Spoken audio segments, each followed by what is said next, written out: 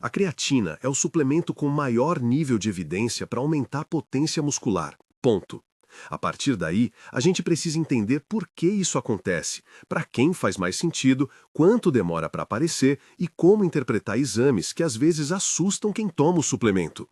Vou conduzir você por mecanismos, benefícios no corpo e no cérebro, populações que tendem a responder melhor e, por fim, recomendações práticas e precauções que valem para a maioria das pessoas. Se esse assunto te interessa, fica até o final, inscreve-se no canal e ativa as notificações. Assim você não perde explicações práticas como esta. Deixe um like se o conteúdo for útil. Isso ajuda a gente a trazer mais material baseado em evidências sobre suplementação e desempenho. Quando eu explico creatina para pacientes e atletas, gosto de começar com uma imagem simples. Pense na célula muscular como um smartphone e na fosfocreatina como a bateria externa, que dá um choque de energia instantâneo quando o aparelho entra em sobrecarga. Em termos bioquímicos, a creatina, mais precisamente a fosfocreatina, doa seu grupo fosfato para regenerar ATP quase que imediatamente, sustentando esforços de alta intensidade que duram segundos, não minutos.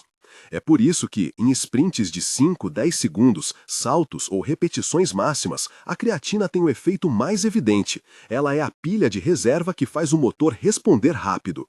No box de CrossFit onde atendo atletas, o cheiro do pó de magnésio e o som metálico das barras se misturam com conversas sobre cargas e PRs. Certa vez, o Eduardo, um atleta de 28 anos, entrou com a seguinte dúvida: se eu tomar creatina, vou ficar mais pesado e perder explosão? Eu expliquei que a creatina atrai água para dentro das células musculares, uma espécie de puxar água por osmose, e isso gera volumização celular. O resultado prático é um ganho de massa magra aparente, muitas vezes 1 a 2 quilos nos primeiros dias de uso em quem faz carga. Mas isso não é gordura, é água intracelular e, ao longo do tempo, maior capacidade de trabalho que pode levar a ganhos de força e hipertrofia indiretos. Para a potência, a resposta pode aparecer nas primeiras semanas. Para saturação completa e efeitos visíveis mais consistentes, considere um horizonte de 1 a 2 meses. Fisiologicamente, há duas formas práticas de pensar no uso: protocolo de carga e protocolo de manutenção. A carga clássica é cerca de 20 gramas por dia divididos em 4 doses, durante 5 a 7 dias, seguida de manutenção de 3 a 5 gramas diários. Alternativamente, você pode pular a carga e tomar 3 a 5 gramas todos os dias. Vai demorar mais para saturar os estoques, mas o efeito final tende a ser semelhante. Evidências e prática clínica mostram que doses de manutenção na faixa de 3 a 5 gramas dia são suficientes para a maioria das pessoas. Para efeitos cerebrais, alguns estudos usaram doses maiores, tipicamente superiores a 5 gramas dia, com sinais de benefício em tarefas cognitivo-executivas e em condições como depressão e privação de sono. Embora os dados sejam ainda limitados e variáveis por sexo e populações estudadas. Falando do cérebro, a creatina atravessa a barreira hematoencefálica em pequena quantidade e o efeito cognitivo observado parece estar relacionado ao aumento da reserva energética cerebral em situações de maior demanda. Estudos indicam benefícios modestos em memória de trabalho e em sintomas depressivos em alguns grupos, especialmente em pessoas com menor ingestão dietética de creatina, como veganos que têm estoques iniciais mais baixos. Importante frisar, não é uma pílula mágica para a cognição. As evidências são promissoras, mas heterogêneas e dependentes de dose e do desenho dos estudos.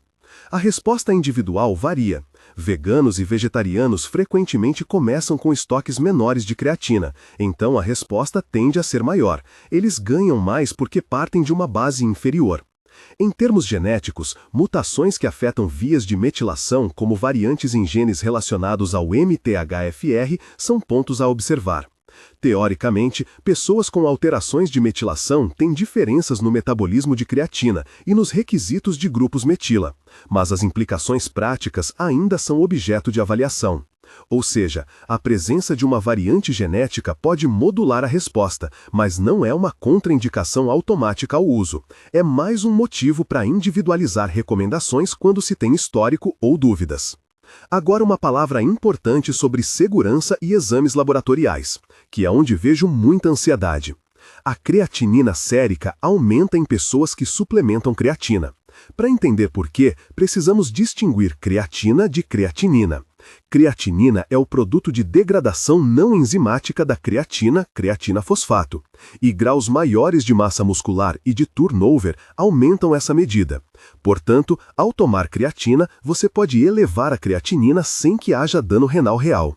Isso é crítico. Um exame isolado de creatinina levemente acima pode não significar lesão, pode refletir apenas maior disponibilidade de substrato. Quando há dúvida sobre função renal real, cistatina C é uma alternativa valiosa porque não é influenciada pela massa muscular da mesma forma que a creatinina. Em consultório, eu frequentemente peço ambos quando avalio alguém que começou suplementação ou que tem risco renal. Se a creatinina sobe, mas a cistatina C e o eGFR estimado por meio de biomarcadores independentes permanecem estáveis, a chance de dano renal é baixa. Mesmo assim, prudência.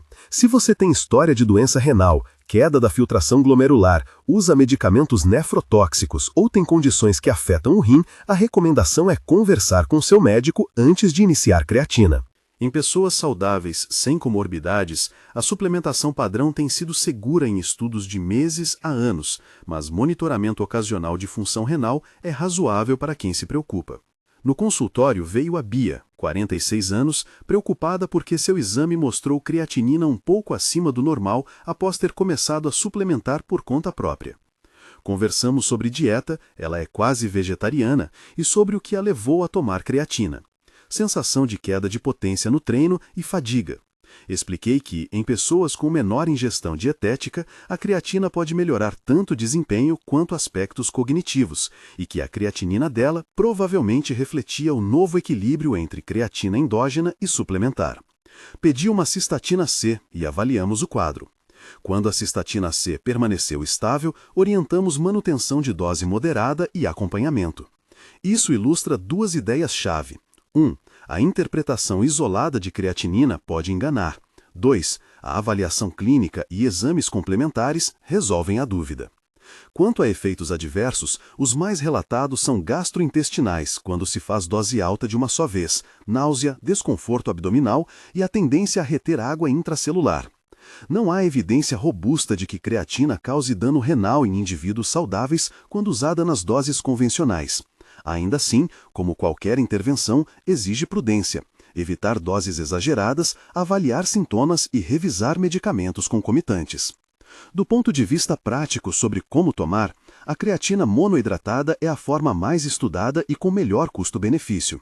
Tomar com uma refeição que contenha carboidrato e proteína pode aumentar a captação por meio de efeitos insulínicos modestos, mas não é obrigatório. Se optar pela carga, faça 20 gramas por dia divididos por 4 doses por 5 a 7 dias. Se preferir pular a carga, 3 a 5 gramas dia são suficientes com saturação progressiva dos estoques. Para efeitos cerebrais, muitos estudos que observaram benefícios usaram doses de 5 gramas dia ou mais. A segurança de usos prolongados em doses maiores requer mais dados, por isso individualização e acompanhamento importam. Voltando ao cenário do treino, vejo atletas que relatam aumento de força em poucas semanas. Outros percebem diferença principalmente porque conseguem completar mais repetições ou séries com qualidade, o que ao longo de meses resulta em ganho de massa. A creatina, por si só, não cria músculo sem treino consistente. Ela permite treinar com maior intensidade e volume, e esse é o mecanismo indireto pelo qual promove hipertrofia. Existem também situações clínicas em que a creatina tem sido estudada fora do esporte. Em reabilitação neurológica, algumas evidências indicam melhora na recuperação funcional, quando combinada com fisioterapia. E em transtornos do humor, há estudos iniciais apontando efeitos benéficos em subgrupos. Mas insisto, esses são campos em desenvolvimento. O que é bem consolidado mesmo é o papel da creatina na melhora de potência muscular em esforços de alta intensidade. Para monitoramento prático, antes de iniciar, a gente pode pedir creatinina e cistatina C se houver motivo, idade avançada, comorbidades, uso de medicamentos, e repetir os exames em algumas semanas se houver sintomas ou preocupação.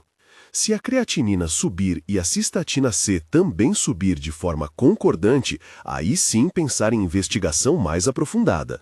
Se apenas a creatinina sobe e a cistatina C mantém-se estável, o mais provável é ser um efeito da suplementação e do aumento do turnover. Nos termos de populações, atletas de força, praticantes de atividades que exigem explosão e pessoas veganas/vegetarianas são grupos que tendem a ter benefício mais claro. Idosos também podem se beneficiar em termos de força e função física, o que tem implicações para a independência funcional. Há estudos apontando redução de quedas e melhora a manutenção da massa magra, ainda que a magnitude varie. No dia a dia, tomar a dose em um copo d'água ou com a refeição. Manter hidratação adequada e evitar misturar com substâncias sem conhecimento é prudente. Se você toma medicamentos ou tem condições crônicas, peça avaliação profissional. E se o objetivo for otimizar o efeito cerebral, converse sobre dose e duração. Filmes de uma mesma estratégia não servem para todos. A conclusão prática que eu deixo é direta. Creatina é um dos suplementos mais estudados e com maior evidência para aumento de potência muscular. Pode oferecer benefícios cognitivos em contextos específicos, especialmente em doses maiores, e a resposta individual varia conforme dieta, massa muscular e genética. A elevação da creatinina sérica após suplementação é esperada e não necessariamente indica lesão renal. Cistatina C é uma ferramenta útil para diferenciar aumento por turnover de dano real. Em presença de doença renal ou fatores de risco, procure avaliação médica antes de iniciar.